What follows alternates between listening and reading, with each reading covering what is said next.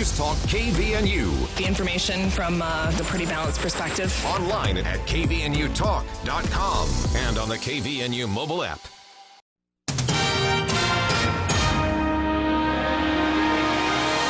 KVNU News Time is 5:05. I'm Bill Walter with this news update brought to you by the Duck Hunter. The Utah Department of Health, the week-ending COVID report today includes 1,764 new coronavirus cases statewide and 17 new deaths in Utah since Thursday. One case involved a Cache County man between 65 and 84 years of age who was hospitalized at the time of death. There have now been 582,929 positive cases in Utah since the start of the pandemic and 3,428 deaths, including 176 in northern Utah.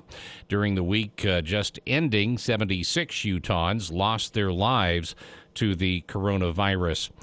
And as far as new cases, 106 new positive cases reported today in northern Utah. The northern Utah case count has reached 32,572 in Cache, Box Elder, and Rich counties, and 31,047 are considered to be recovered. Within the district, 1,515 individuals have been hospitalized since the pandemic began. New case counts in the 3 southeast Idaho counties include 1,708 in Franklin County, 724 in Bear Lake County, and 574 in Oneida County. The Biden administration is considering new measures to protect a ground-dwelling bird species once found across much of the U.S. West. The bird, called the greater sage grouse, suffered drastic declines in recent decades because of oil and gas drilling, grazing, and other human pressures. Today's announcement of a range-wide evaluation of the bird's habitat comes after the Trump administration tried to scale back conservation efforts adopted by federal agencies in 2015. A court blocked the Trump-era changes. Industry groups have resisted curbs on drilling around sage grouse breeding areas. Some environmentalists insisted that the 2015 plans didn't go far enough. Utah State will play for the Myrtle Beach Invitational Championship after blowing out New Mexico State earlier today, 85-58. Utah State played 50 minutes of basketball the day before, but they didn't show it. The Aggies were able to outgun and outrun New Mexico State by building a large lead early in the game and utilizing bench players to give rest to their starters. Guard Rylan Jones led USU in scoring with 19 points. He also picked up 4 rebounds, 4 assists, and 2 steals. Utah State will face Oklahoma, the Sooners, on Sunday as Oklahoma took care of Indiana State, pulled away in the second half, 87-63. So the Sooners game with the Aggies, 1 o'clock Sunday on ESPN2.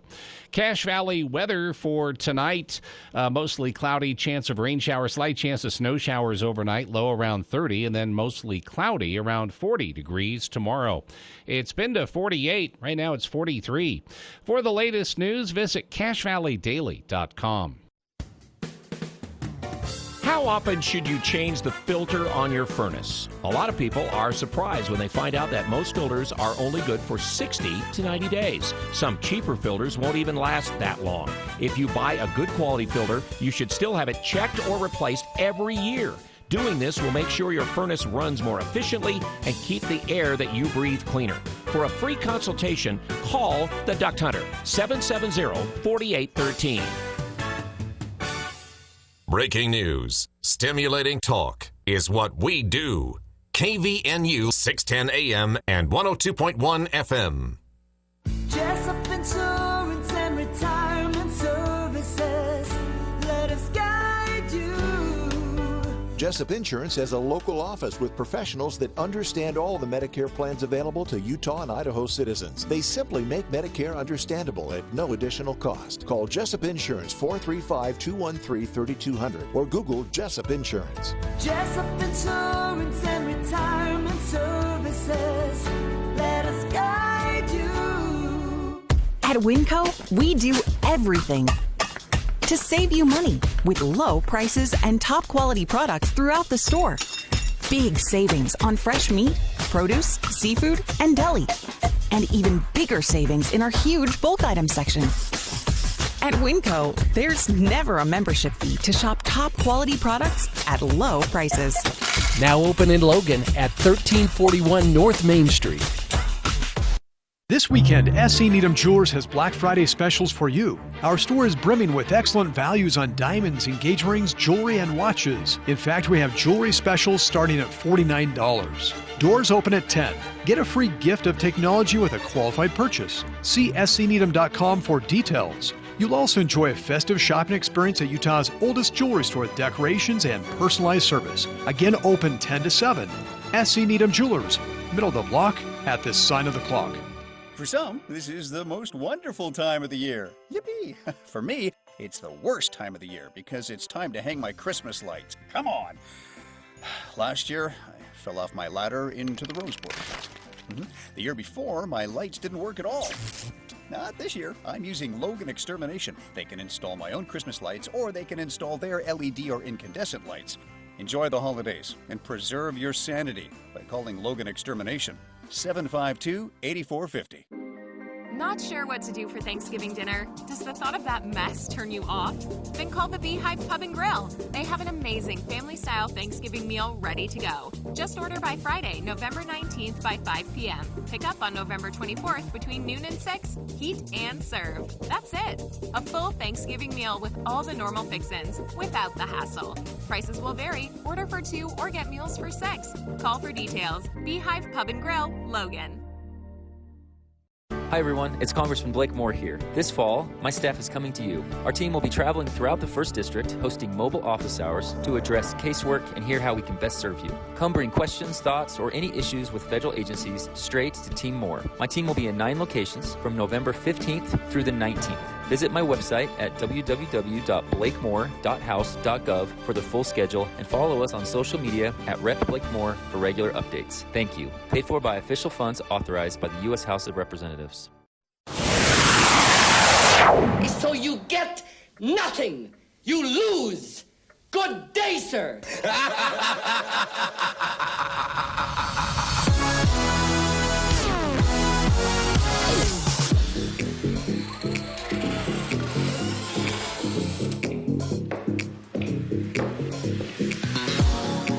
Welcome back to KVN News For the People, hour 2 of today's show.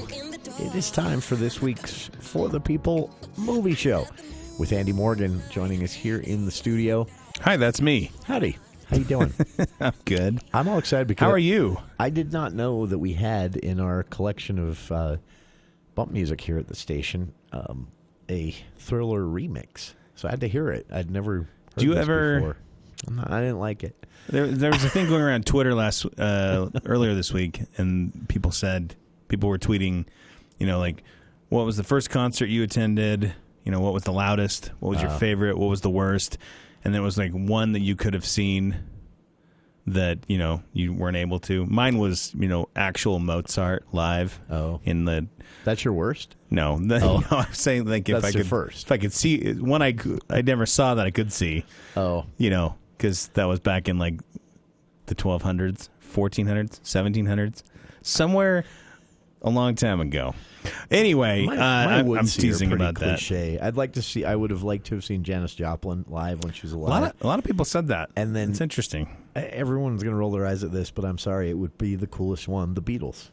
A lot of people said the Beatles. Honestly, I would love to. My first concert, though, by the way, was the Beach Boys when my parents drugged me to that. I don't want to say what my first one is because then my second, no one will know. My next concert was when my cousins took me to see Bon Jovi when I was a little kid. Bon Jovi. I'm scared to say what qualifies as a concert. Like if it's just live music and there was an audience on a stage performing music. Yeah. Okay. So I'm going to confess this. I've never confessed this written. Or public. Wait, let me get this recorder up here. And if anyone knows this band that's not in my family, and when I talk my family, I'm talking my parents or my sisters, because I've never even confessed this to anyone to my kids or anyone else. It was the Utah Arts Festival, probably 1987. I want to say summer of 87, maybe 86, probably 86 actually. And it was a group of doo-wop singers before Glee was a thing. These guys were called the Nylons. Have you ever heard of the Nylons? I think I've actually heard of them. It makes me sad. Anyway, my dad is really into like doo-wop music, like the 50s, like Frankie Valli and all that kind of stuff. Anyhow, did you enjoy it? Were you? It didn't. Like, Dad, I'm a doo-wop fan. I didn't hate it, and I think actually in middle school, I think I secretly listened to it every once in a while. You my dad, of your friends. My dad had the CDs, but here's the funny thing: is I didn't. I found them on iTunes like several years ago, and I was like, "Oh, the Nylons! I forgot about these guys." And I clicked on them, and I was like, "Aw, that makes me sad." So technically, that was my first concert, my first official concert where I actually bought tickets and went. Believe it or not. Was 2006. I went to see the All American Rejects at the Salt Air. Yeah, that was the first time. That was my first concert. Actual. Yeah, concerts. A lot of people, it's just not their thing, and I like them. But I think it's funner when you go as a group of people. Yeah, groups are more fun, and I'll see almost any band outdoors. Outdoor concerts, like outdoor amphitheater concerts. One of my favorite concerts. Almost. I saw it way back in the early 90s. I saw Depeche Mode. Actually, outdoors. I just told a lie. I told a lie. What was it? Wolf Creek, I think they were calling it at the time in Park City. Really? That was not a good outdoor concert. I just told a lie. All American Rejects was not my first concert. It was Gordon Lightfoot. Oh, really? In Orem at the Orem City Amphitheater. Wow. You know Gordon Lightfoot? Yeah. Sundown. I'm impressed, actually. How did you end up? Yeah, I think he was like 97 at the time. I think he's 112 now. But it was really... That is funny. I was like, dang, I hope I'm like that when I'm that old. I bet he never called a horse a horsey. Anyway... Have you ever seen Gordon Lightfoot? In real life. He looks like the Crypt Keeper from the Creep Show. Now, probably, right? Yeah. How old is he? Is he 107? Let's see, he was born in 1938. Oh, yeah, so that's pretty close. He's 107. Yeah. Wow. Just kidding. November 17th, 1938. He's still making music. Yeah, that was a good concert. Wow. So then my second concert was the other one. But I've been to Def Leppard, not like when Def Leppard was fun. I've been to geriatric Def Leppard. Yeah. My least favorite concert I've ever been to. Def Leppard too. Probably going to get me booted from... I don't know, somewhere, is the Scorpions. But they were the old Scorpions, not, before they got the like new Grandpa singer. Scorpions, not like Winds of Change, Whistling on the Berlin Wall. You're Scorpions. You realize this is a great inadvertent setup for one of the movies you're going to talk about today. We don't have to get to Wait, it which now, one? I know. We have a break coming up. But. I know what you're going to... Yeah, so let's talk about that really quick, because I know we have just a few minutes. Your concern with the Scorpions 2.0 is the same concern I had about with Ghostbusters? Ghostbusters Afterlife. Like, can it be done? And let's talk about this for a second. 30 years later. So... There's movies that have opened this. What else is out there? Yeah, so Ghostbusters is probably the big release. King Richard is another one. That's Will Smith playing the father of Venus and Serena Williams. It's kind of that story centered around him of their rise to fame and just the intimate look of their family. There's other movies that are still playing that we talked about last week. Clifford the Big Red Dog, The Eternals, Red Notice, Spencer, Dune. I saw Dune again in the theater. Yeah. And what did you think? I saw it twice, and then twice on HBO Max. I really like it. Somebody finally did it right. You know what I don't like is the Megaplex's new website. Yeah, it's a little not intuitive. Well, when you get used to the dumb one, this newfangled is a little interesting. The Where's one that annoying drop-down menu? Yeah, right. Exactly. I've gotten really used to. Okay, change location. I think I'll like this one later. Yeah, when I'm used to it. I think it's probably more mobile friendly. But anyway, not too much. I mean, if you look at what's playing at the university, it's Ghostbusters, King Richard, Clifford the Big Red Dog, Eternals, and Dune. If we switch over to Providence, there's a few more options, which is kind of weird because it's always been the university. Always seems like they. they had more. But Providence, same movies I just mentioned, but with the addition of Eternals, Red Notice, Which Antlers. is, again, 3 hours long.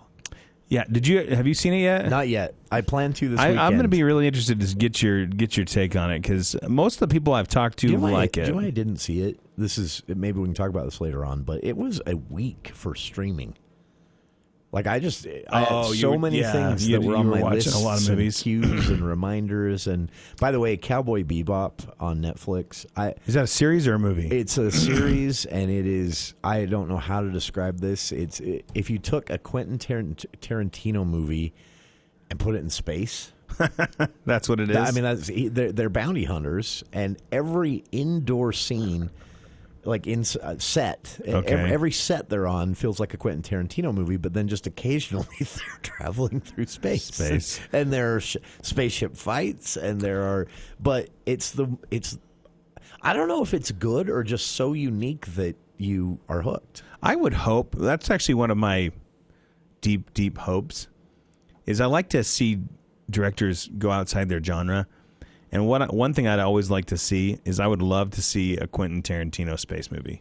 Yeah, like an action adventure space movie. He could take or you know, I mean, like that's what was so cool. And I'm sure this has been done. Do a good rom-com. Well, you know, it's funny because people always talk about Christopher Nolan as the one that did this. They say, oh, you know, he did Memento, and he had, you know, the one with Al Pacino and Robin Williams, Insomnia, and then he went and did Batman. Yeah.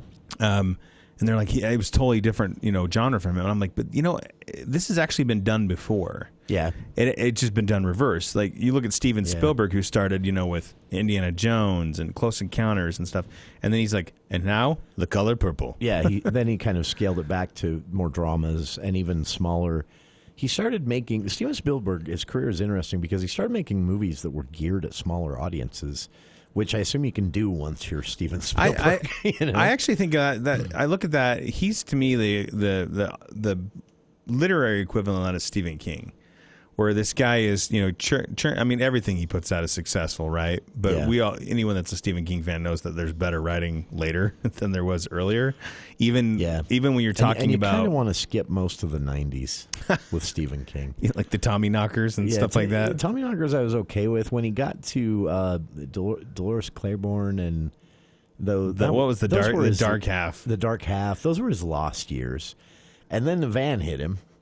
And the next book was that short story collection, Everything's Eventual. Yeah. And it was just like Career 2.0. Hearts in Atlantis. Yeah, he took off after that. And honestly, his latest stuff he hasn't amazing. stopped. Yeah, he hasn't stopped. So, but I think like that's... you said, that happens with directors, but the movies are still... Well, he's earned some credit, or maybe not credit, but like he's got some collateral to spend that, you know, he can kind of do what he wants. You know, he's not going to fall from grace. You know what I mean? And I think that's where Spielberg is. But it would be fun to see studios sort of get directors to do sort of a swap of some kind where you... Well, the issue I have, you know... see them make a movie that they would normally not make. Like, yes. I would love to see... what is the Ford Coppola... Not Francis. Sophia. I would love to see her make... like a blockbuster action adventure, like a $200 million budget instead of explosion laden. Yeah, I'd like to see what she would do with that, because she usually makes these quieter, thoughtful, talky movies that are great. But yeah, well, and that's how I feel with Steven Spielberg. To be honest with you, I mean, you know, he, in my opinion, you know, Lincoln is a great movie. Bridge of Spies is a great movie. Bridge of Spies is underrated. Yeah, that's one of my favorites, actually, of his. Yeah, it is. The Post is pretty good, but I don't know. He never really fails. It's just you know what I mean. Sometimes you look back at some of the other stuff he did. Sometimes it's phoned in. Yeah, you know, he has the reason I bring that up is that's a movie that's coming out here around Christmas. I think actually Christmas Day is West Side Story. Yeah. And then after that, which is other, I don't know. Have you seen there's another movie he's working on called The Fabelmans. Have you heard about that? I saw the title in a list of things he's working on, but I don't know a thing about it, and I couldn't find a thing about it. It's got an interesting cast. It's got Michelle Williams and Seth Rogen, and then Paul Dano. Wow, really? Yeah, it'll be interesting. But anyway, Paul Dano, the best creepy guy I'm excited ever. in any movie. He kind of is. He's really good at being creepy. His creepiest role, in my opinion, is in Prisoners. Yeah, that's honestly that's the movie I was thinking of, because Which is, I think that's one of the creepiest roles in a movie. Again, talk about a director that now all of a sudden jumped out of his genre. That was a Denis Villeneuve movie. Yes. That was one of his first movies, Prisoners, and then Sicario kind of put him on the action side, but that was more of like an intelligent action movie. And then he's like, and now watch me do sci-fi. Yeah. Which he's done good. I mean, Arrivals is good, underrated. Blade Runner 2049. Yeah. Totally underrated. Beautiful, beautiful, amazing movie. Speaking of this. And then Dune. Obviously, we know how great Dune is. Speaking of sci-fi, just a really quick recommend. I'd written it off, and I don't remember if you saw it when it was in theaters, but on Netflix right now is a film, not a Netflix original. It was in theaters last year, I think, called The Voyagers. And it has... oh, yeah, I know who it is. And it's got the Ready Player One guy. Yeah. This is actually... It's kind of... It's space, it's sci-fi, but it's kind of Lord of the Flies. It's kind of... I actually liked it. Okay. It didn't do squat at the box office, but... and it has a couple of other famous young actors in it, or, well-known anyway. But, yeah... was that a famous director? I think so. I'm Googling really fast. I wasn't prepared to bring this up. Look at you. But... it's Voyagers, right? Isn't that the name of the movie? Yeah, you're right. Yeah, yeah. Ty Sheridan. Yep. And Colin Farrell's in it, but spoiler alert, he dies early. That's the Lord of the Flies spin, basically. But this was I'm trying to find the director here, and I'm having a hard time. Oh, there we go. Yeah, it was. It was this year. It came out this year. But I just remember it came and went quickly from theaters and didn't get a lot of talk. And I wrote it off. I wasn't super interested, but I watched that. It was one of those random, let's see what this is all about, and then ended up glued to it. Neil Berger, the director and writer. Okay. Johnny Depp's daughter's in it. This is going to be an interesting conversation over the next month and a half, because in a month from now, exactly a month from now, I will be picking the year's best. Last year, if you remember, we did it in February because of the weird pandemic year. Yeah, it kind of couldn't end at the end of the year. I've seen a lot of movies this year. I've got a lot left to do, and I'll tell you, there are some good movies. In fact, I'll set this up. Okay. Because I know we're going to talk about Ghostbusters in the next... There was enough people in the screening I was at, but I thought to myself, it makes me so sad that this movie isn't going to get enough attention that it should. Ghostbusters? That it's not going to... Yes, Ghostbusters. Really? That it's not going to get the attention, because this is the type of movie that you clap at. Really? At the end. Because it's really just a perfect mixture of homage to the old movie and enough new that it's not, that you're not really retreading. You are doing some retreading, but it's just isn't that impossible to some extent? It's hard to do, avoid? But they did it. It's in the same vein as The Force Awakens, Jurassic World. Where they take a franchise that you're familiar with, and there's still enough that's similar to the other movies that that it's not like they're really creating a brand new story. But there's enough, setting and enough characters that it's just, yeah. I'll be honest, it was not a movie that was on my radar. In fact, I thought the trailers looked kind of dumb. Yeah, I remember you saying you didn't have high hopes for this one. But it's definitely one of my favorite movies of the year. I'd go see it again. Okay. And we can talk about some of the deets. Yeah, we'll talk about it in detail after the news. And you already mentioned that there's not much else. No, just that opening. And King Richard is really the big ones. And we're going to talk about that, right? We'll talk about King Richard. You can actually stream that on HBO as well right now for the next 30 days. HBO Max, I should say. And this is a biopic, right? Not an actual biography, but a fictionalized telling of a true story. No, I don't think it's fictional. I think it's actually... fictionalized isn't the right word. Dramatized. Dramatized, yeah. Telling of a true story. And I have some interesting thoughts on that, because it's a really good movie, but I'm not 100% sure I was on board with everything. Interesting. It's getting good reviews. It really is. And I I gave it a good grade, but with some caveats. Really? Yep. That's all right. Well, we'll keep talking about it. As Andy mentioned, not a lot else new. King Richard in theaters here in Logan. The Eternal still playing. Clifford the Big Red Dog. Dune, of course, still playing. And for those of you who have been meaning to watch it on HBO Max, you've got about 6 hours to do that before it leaves HBO Max. Or is it Sunday? I don't remember. Maybe you've got 2 days and 6 hours? No, I think it's actually 30 days. It streams and in theaters. But I think the 30th day is today. Oh, are you talking about Dune? Dune on HBO Max. Yeah. I thought you meant the King Richard. Oh, that one. Yeah, that one's got a good. You got some time on that. No, Dune. If you have been meaning to watch it on HBO Max, I believe today is the 30th day that it's been available. So that means it will no longer be available. And of course, you can also see Antlers Red Notice here in theaters, but also streaming on Netflix still. If you like to take your pick or see it twice, something like that. So that's basically, those are your options here in Logan. And we'll talk in more detail about Ghostbusters Afterlife, probably the most anticipated and held breath for film of the year. And it's officially out in theaters, and Andy will break it down in greater detail after these headlines with KVNU's Bill Walter.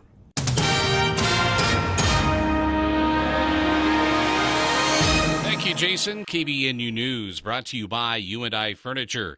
The Biden administration is considering new measures to protect a ground-dwelling bird species once found across much of the U.S. West. The bird, the greater sage grouse, suffered drastic declines in recent decades because of oil and gas drilling, grazing, and other human pressures. Today's announcement of a range-wide evaluation of the bird's habitat comes after the Trump administration tried to scale back conservation efforts adopted by federal agencies in 2015. A court blocked the Trump-era changes. Industry groups have resisted curbs on drilling around sage grouse breeding areas. Some environmentalists insisted that the 2015 plans did not go far enough. The Navajo Nation on Thursday reported 99 more confirmed cases of COVID-19 and 3 additional coronavirus-related deaths. The latest numbers pushed the tribe's total to 38,616 cases since the pandemic started, and 1,518 known deaths. Tribal President Jonathan Nez has urged residents of the vast reservation to be careful when traveling to neighboring cities and states where safety measures are not always as strict. The tribe has maintained a mask mandate through most of the pandemic. The reservation covers 27,000 square miles and extends into parts of Utah, Arizona, and New Mexico. The Utah State Aggie men's basketball team will play for the Myrtle Beach Invitational Championship after dismantling New Mexico State earlier today, 85-58. Utah State will face the Oklahoma Sooners in the championship game as Oklahoma beat Indiana State today, pulled away in the second half to win that one, 87-63. The USU-Oklahoma game is scheduled for 1 o'clock Sunday on ESPN2. Cache Valley weather brought to you by Northern Steel Buildings. Contact their Cache Valley team to protect what's yours at northernsteelbuilding.com. Value from concept to construction. Call 435-677-7300. Mostly cloudy, chance of rain this evening, then a chance of rain and snow after midnight, low around 30. Mostly cloudy tomorrow, around 40. More sunshine on Sunday, but still cool, around 40 degrees. For the latest news, visit CacheValleyDaily.com. The family's coming home for the holidays, and you'll need sofas to sit on, beds to sleep in, and tables to eat at. Upgrade your furniture for less than you think at U&I Furniture. Their #1 selling mattress is a Therapeutic Queen mattress for $399. An upgrade to a Maloof for only $599. Take home a good deal on an American-made sofa love or a recliner from Franklin, Southern Motion, Broyhill, and Lane. And their most popular dining set seats 6 with 4 chairs and a bench for $899. Get your home holiday ready at the place where there's always a better buy. U&I Furniture, 28 West 1st North, downtown Logan. Come celebrate a white Christmas with Anderson's Seed and Garden. They are potentially giving away $40,000 in merchandise to the first 50 people who spend $500 or more on holiday and Christmas decor between now and November 24th. If it snows at least 4 inches on Christmas Day and you made a qualifying purchase, your purchase is free. But you only have until November 24th to qualify. Only at Anderson's Seed and Garden. Logan, see store for official rules. Hey golfers, Black Friday at Birch Creek starts Monday, November 22nd at 10 a.m. Punch passes, $125. All remaining golf shoes and shirts, half off. All remaining golf hats, $10. So for your golfer, I invite you to shop Birch Creek's Black Friday sale starting Monday, November 22nd at 10 a.m. A limited number of Black Friday punch passes will be sold. That's Birch Creek Golf Course in Smithfield. Wow, your cars look so shiny. Thanks. I've been taking them to Green Gorilla Car Wash. Thanks to their new ceramic application, my cars have never had such a glossy shine. Sounds expensive. You haven't heard about their sale? Right now, their Jungle membership with ceramic coating is half off for every vehicle. Instead of $30 per month, I'm only paying $14.99 from now until September 2022. That's almost a whole year. I know. My half-price membership is good at both Green Gorilla locations in the Valley. I better head there now. It's the Beehive Hockey Showcase at the Eccles Ice Center through this Sunday. 2 great games per day at 4 and 7 p.m. Loyola Marymount, Northern Colorado, Williston State, and Oregon are in town for the Beehive Hockey Tournament. USU plays Loyola Marymount tonight at 7 p.m. It's the best hockey of the year at the Beehive Hockey Showcase. Individual game tickets $5 at the Eccles Ice Center. The Beehive Hockey Showcase. Today. Do you have your tickets? If it's leaking, replace it. If it's worn, replace it. If you're constantly worrying about it with every windstorm, replace it. What are we talking about? Your roof. Palmer's Metal Mart is your place for a long-lasting, great-looking metal roof for your home, cabin, barn, or shed. Metal roofing is the put-it-up-and-forget-about-it roofing solution. For almost 30 years, people have chosen Palmer's Metal Mart for metal roofing for their selection, price, and most importantly, the professional help you get with your project. From start to finish, Metal Mart can help you with all the options for your amazing metal roof. Whether it's an accent on your roof or a complete re-roof, Palmer's Metal Mart is the place to go. Metal provides a unique and timeless look that gives the wow factor to any project. So come see the metal roofing experts at Palmer's Metal Mart, located in Lehigh and Logan. We're ready to help. Ask about quick same-day will calls or delivery to your door. Palmer's Metal Mart, everyone's metal store. Today's hearing aid technology can improve not only your life, but the lives of the people who care about you. Once again, you'll be able to hear the reason for their laughter and understand conversations. Dr. Paul Danes will customize a hearing improvement program to meet your unique requirements, whatever they are. Call Dr. Danes for an appointment at 753-HEAR and let him show you how. Bring back what you've been missing. Bring back Cache Valley Hearing and Audiology. I'll be honest, fellas, it was sounding great, but I could have used a little more cowbell.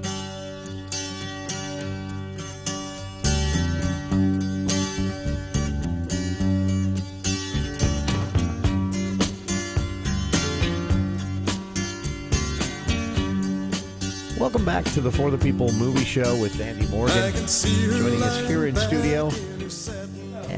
Sorry. That's okay. Oh. I've been waiting. Just kissed the microphone. I've been waiting. It happens. I bonged my head on one the other day. I've been waiting for this review for a long time because I've been really nervous about this movie. As nervous as I was about The Force Awakens when it was coming out, just because you can really sometimes you can tell great, in trailers. I know a lot of people. I thought the trailer had promise. And I'm the opposite. I looked at the trailer and was like, "This looks dumb." I just couldn't get hooked. I was like, and maybe it's because now I see why a little bit more. I think they wanted to keep things close to the cuff. The plot on this has been under wraps. I actually feel for movie studios. We were talking about this on a thread a couple weeks ago on Twitter. We were talking about. I made the comment of I love movie trailers. I do. Yeah. And in fact, sometimes I'll just spend a couple hours at night just watching movie trailers for things coming out. Do you remember Hulu? It's still around. I just wanted to say it that way because they're kind of they're phoning it in as a streaming service. That was one of my favorite things about Hulu. Yeah, when I had it. Yeah, YouTube they was had that whole page of trailers. Trailers, yeah, and they would just play one after another. Yeah, the Fandango has a really nice trailer movie trailer page on YouTube. I like theirs. But why I like him is I like to be excited. I like going to the movies. I'm excited. I love movies, and I like to be excited about movies. I like to anticipate things, right? I like to see things and go, oh my gosh, I can't wait to see that, right? Yeah. And I like to see things sometimes, like taking it back to Ghostbusters, where I see a movie and I go, yuck. And then I step foot in the theater, and 20 minutes into the movie, I'm like, oh my gosh, this is so different than what I thought was going to happen. This is, what got me, I think, was towards the very, very end of the trailer, the phone rings. It's an old rotary phone, and this hand reaches down, Janine. picks it up, and then you hear that voice, Ghostbusters, and that made me. I'm like, that never happens, I by the way, her. in the movie. I know. Here's what's great about it: the cast is what really makes the movie. Okay. Now this is the Stranger Things kid. And is it that same kid? Is Finn Wolfhard? I don't think Finn is the Stranger Things. He's the It. He's from It. He's from It. Okay. Yeah. I have a hard time telling those two apart. They look. They do. Similar. They actually, and what's even crazier is now that we're what it was 2016, 2017. I mean, it was probably filmed in 2015, 2016. And now, it was released in 2017. So now we're 2021. So we're 4 or 5 years after the fact. Yeah. And these kids, this kid's got a little tiny mustache. You're just like, wait, what? But yeah, to your point, it's got Finn Wolfhard. He was in It. He was in It. Richie Tozier. Yeah. The comedian. And then it's also got Carrie Coon, who is not a household name, but she's really good. She was in The Post, Gone Girl. Oh, okay. She was in Widows. She's a really good character actress. She plays the mom. She's actually really funny, and her chemistry with Paul Rudd is so great. I thought he was perfect casting. He was, and he's not. He's a Ghostbuster actor. Well, and he's not, and he doesn't even really. What's great about it is he doesn't. I was worried that he would be a Ghostbuster, and he's not. Yeah, he actually plays more of. He reminds me of Mark Harmon in Summer School. Do you remember that movie from the 80s? I haven't thought of that for a long time. He's a science teacher, and he plays. He's teaching summer school, and these kids, Finn Wolfhard and the other actress, McKenna Grace. She plays his sister. She's the one with the glasses. She kind of looks like Egon, and that's really what they are. They're younger. Yeah, we know that in real life, Harold Ramis died several years ago. Yeah, he passed away. He played Egon in what was his last? I never get his last name. Spengler. Anyway, Spengler's in there somewhere. Yeah, that's it. And what was his name? He plays. Basically, this might interest some people. Then maybe this will set up the movie if you're not interested. If you liked Ghostbusters, let me just say this: if you liked the original Ghostbusters, you're going to love this movie. Yeah, it was Egon Spengler. Yeah, it's great. Yeah. Ghostbusters 2 is pretty good. Was there a Ghostbusters 3? No, well, no, there wasn't. There was the reboot. Yeah, the reboot with Kristen Wiig, and that one was actually pretty good. But I really liked that one. Yeah, I mean, it was different, and they went. I thought what was great is in that reboot they went out of their way to make sure there was nothing sequel-y about it. Yeah, they didn't, and I don't know if people love that. That was good, but I liked it. I thought it was a good show. This one is better. And the reason it's better is, again, there's ties to the original, but it's an actual sequel. You're so far removed. Yeah, and what they basically say is, Spengler, the Ghostbusters thought they'd wrapped everything up. Everything was good. But this Spengler thought, no, there's a bigger thing here. There's something at play, the end of the world, the apocalypse. So he basically took all their equipment without telling, the other Ghostbusters and busted out, went to Oklahoma, and he left his family, all this stuff. And that's kind of the driving force of this, is that the movie opens with his death, You find out he died, and so his daughter, played by Carrie Coon, and his two grandkids, Finn Wolfhard and McKenna Grace. By the way, McKenna Grace is fantastic, and I'm almost to the point where she's been in so many horror movies. She was in Annabelle Comes Home. She played the daughter, of the whatever, the ghost hunters. That's right. And then she was in House Haunted Hill, the Netflix. That was really the little good. girl with the gloves. Okay, can't remember her name in the show, but anyway. Oh, she was good. Yeah, she's a great actress. She had to do some complicated stuff for a child actor that young. Yeah, and she delivers her nerdiness, and it's so great. That's cool. It's so great. Anyway, and then Paul Rudd plays. He's the summer school. I almost said Sunday school teacher. He's the summer school teacher, and he's a science nerd, and so he kind of bonds with McKenna Grace, Egon's granddaughter, and they basically figure out that he's I won't spoil too much, but he realized there was a threat where he moved to. And they all kind of unravel this piece by piece as the movie goes by, and it's just really, really funny. And then there's some surprises towards the end. Again, some great scenes. I think it's PG-13. I'm almost 100% sure. Let's take a look. Yeah, it's a supernatural action and some suggestive references. There are some suggestive references. So similar to the first one. Well, it's actually, I think, cleaner. I think the first one... I remember when I was a kid, my parents wouldn't let me go see Ghostbusters until they saw it first. Bill Murray and Sigourney Weaver have a few interactions that are... Well, there's the scene with Dan Aykroyd and the ghost. Yeah, that's also... That was probably the biggest one, I think. I forgot about that. Yeah, I said that too. Yeah. It's the same thing. Anyway, but I liked it. I gave it a straight up A. I was thoroughly enjoyed. Now, this was written and directed by Ivan Reitman's son. Ivan Reitman isn't dead. So but his son Jason Reitman, who I only know through Working Moms on Netflix. No, that's his sister does Working Moms, I think. Isn't he involved somehow? I thought he was, I think so. Most of his movies, he did The Front Runner several years ago with with Wolverine. Yeah, but no, his biggest movie. That poor guy. He is never not going to be Wolverine. So so I'll tell you something that might attract more people to this movie. Jason Reitman's first break out onto the scene was "Thank You for Smoking," which is a hilarious movie. Very funny. And then he followed it up with Juno, and everybody loves Juno, right? I found that very irritating. You didn't like it?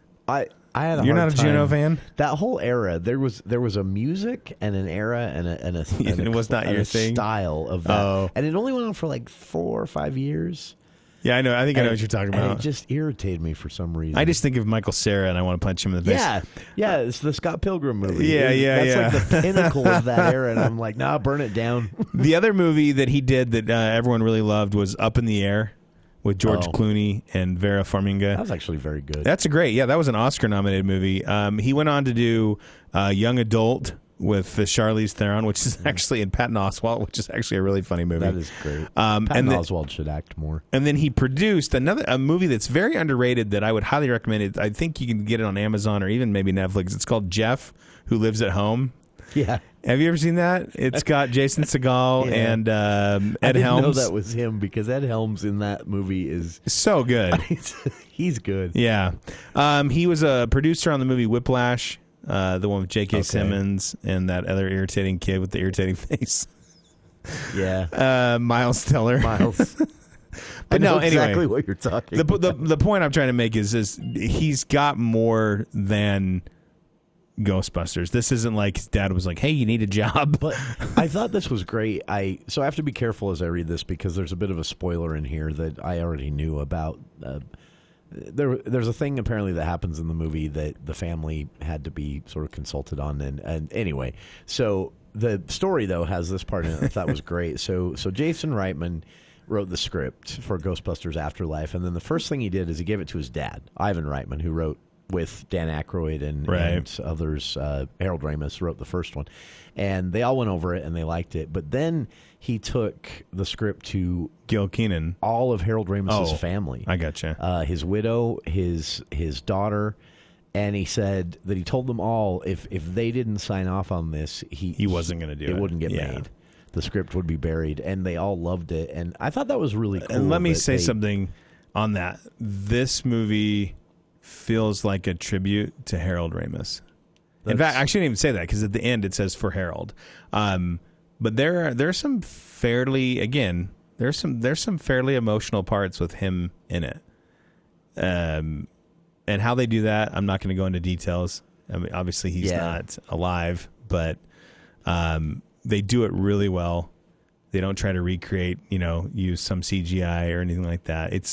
There was actually towards the end, I just, like I said, I don't want to say I got choked up, but it was a little emotional. I thought it was good. One critic said to look at this as funny and as exciting as the first Ghostbusters, but what's new about this sequel is that this is very much, quote, a family movie. Yeah, I agree. 100%. That's interesting. Yeah. That's why I said it's not as edgy, even from a language standpoint. I usually pick up on swearing and things like that because I kind of keep a catalog in my head. Yeah. You count them. But I don't believe there was any F words Do you take or anything in a little this. light and a clicker? You should when you go to the theaters. Every time they swear, have a little light that goes off, and then everybody. I hears, actually think click, click. I actually don't think this movie deserves its PG-13 rating, but I think probably they wanted that probably more just because one it's more critic said attractive. there were some disturbing CGI images.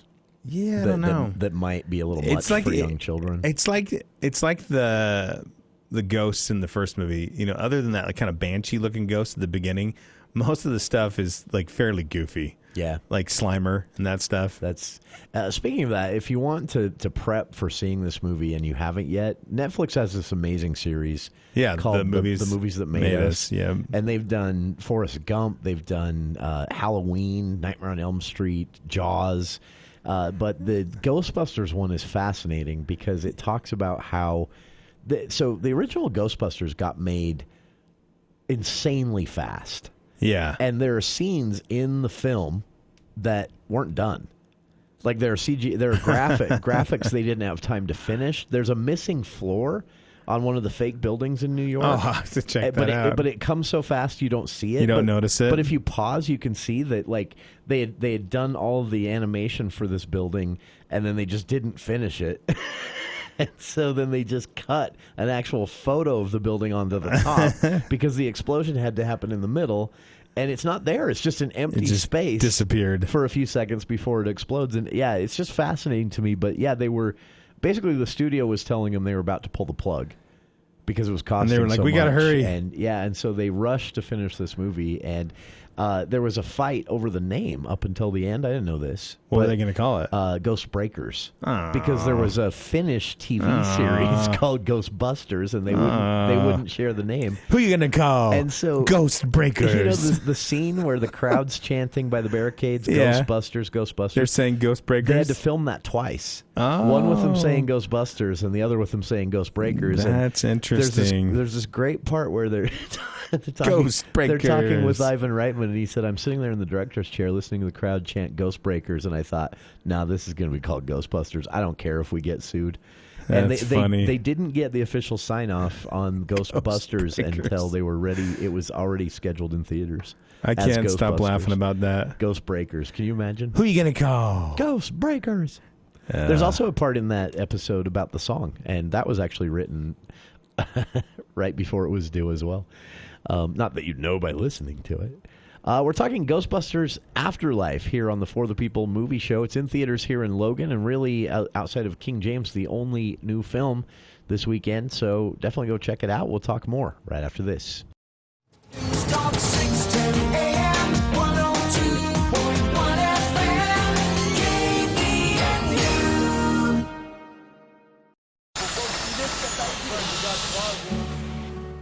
That's better. Trade in the stresses of building a new home for relaxation. Visionary Homes Priority is giving you a stress-free building experience. Named the best home builder in northern Utah, Visionary Homes team will guide you seamlessly through the home building process. Call today, 435-228-4702, or visit visionaryhomes.com to learn more about upcoming communities in Nibley, Logan, and Smithfield. Visionary Homes, built for living, built for you. NMLS 1817019. LendRight Mortgage declares freedom from high rates and closing costs with the introduction of our Freedom Loan. What is a Freedom Loan? 1, you pay 0 closing costs. 2, you get a rate that's the same or lower than the rate other lenders charge you thousands in points and fees to get. The choice is clear. Pay thousands more than you should with another lender, or get the same or lower rate and have the Freedom Loan cover 100% of your closing costs. Act now. Freedom Loan APRs are as low as 1.92% for 8 to 15-year terms and 2.67% for 16 to 30-year terms. Call 801-APPROVE or visit lendrightmortgage.com. Get a Freedom Loan and say no to high rates and closing costs. Call 801-APPROVE or visit lendrightmortgage.com. Hi, this is Brad Hughley with Nelson Funeral Home. We would like to wish you and your loved ones a happy holiday season. We appreciate the support you have shown us over the years. The tradition of trust that started over 70 years ago continues today. We are ever committed to offering your family compassionate service during one of life's most difficult moments. Happy holidays from Nelson Funeral Home. Nelson Funeral Home, a tradition of trust. Se habla español. Sorry, I don't mean to embarrass you, but I'm a rather brilliant surgeon. Perhaps I could help you with that hump. What hump?